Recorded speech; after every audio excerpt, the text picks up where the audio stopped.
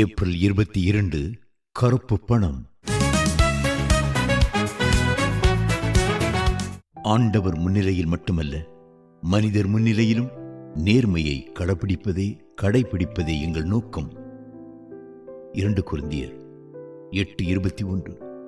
நீங்கள் எங்கள் கூட்டத்திற்கு வருகை தந்தது எங்களுக்கு பெரும் பாக்கியம் என்று சொல்வது இன்றைய பாரம்பரியம்.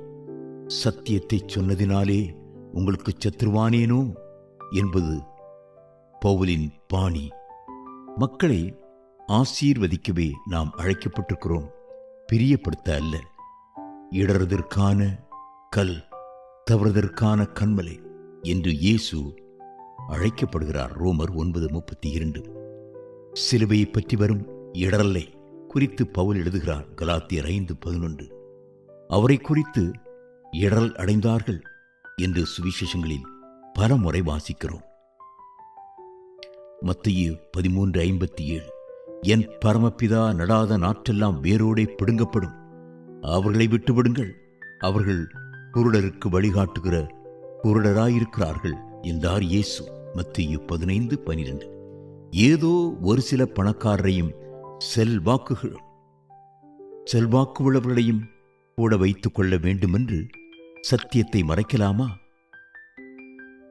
பலராலும் போற்றப்பட விரும்பினால் பிரசங்கிக்கும் போது தாலாட்டுக்கள் தானா பாட வேண்டியிருக்கும். தாலாட்டுகள் தான் பாட வேண்டியிருக்கும்.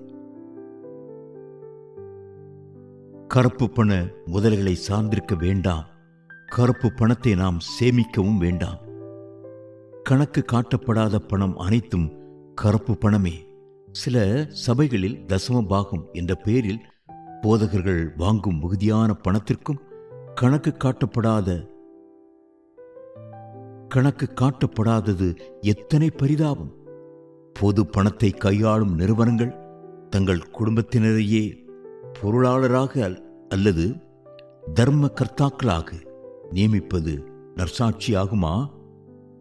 மக்களால் தேர்ந்தெடுக்கப்பட்ட நற்சாட்சி உள்ள 7 பேரை ஆதி சபையில் நிர்வாக பொறுப்பு வகித்தனர். அப்போஸ்தலர் நடபடிகள் 6:3. எங்கள் ஊழியத்தின் நிதி நிர்வாகம் தனி குழுவின் கையில் உள்ளது. இப்பகுதியில் எனக்கு எந்த ஆளுகையும் இல்லை. நிர்வாக குழு தரும் ஊதியம் தவிர வேறு காணிக்கையை நான் ஏற்றுக்கொள்வதில்லை.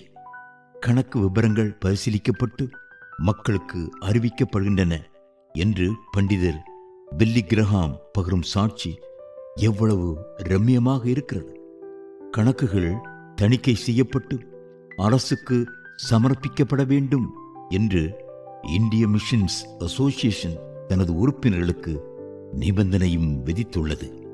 பண ஆசையே திருப்பணிகளில் உள்ள எல்லா தீமைகளுக்கும் காரணம். வரம் பெற்ற இளம் ஊழியர் ஒருவருக்கு பண காரியங்களை குறித்த சில ஆலோசனைகளை கொடுக்கிறேன். பணத்தை ஒரு குழுவிடம் ஒப்படைத்துவிட்டு நீங்கள் பைபிளும் கையுமாயிருங்கள் என்றேன்.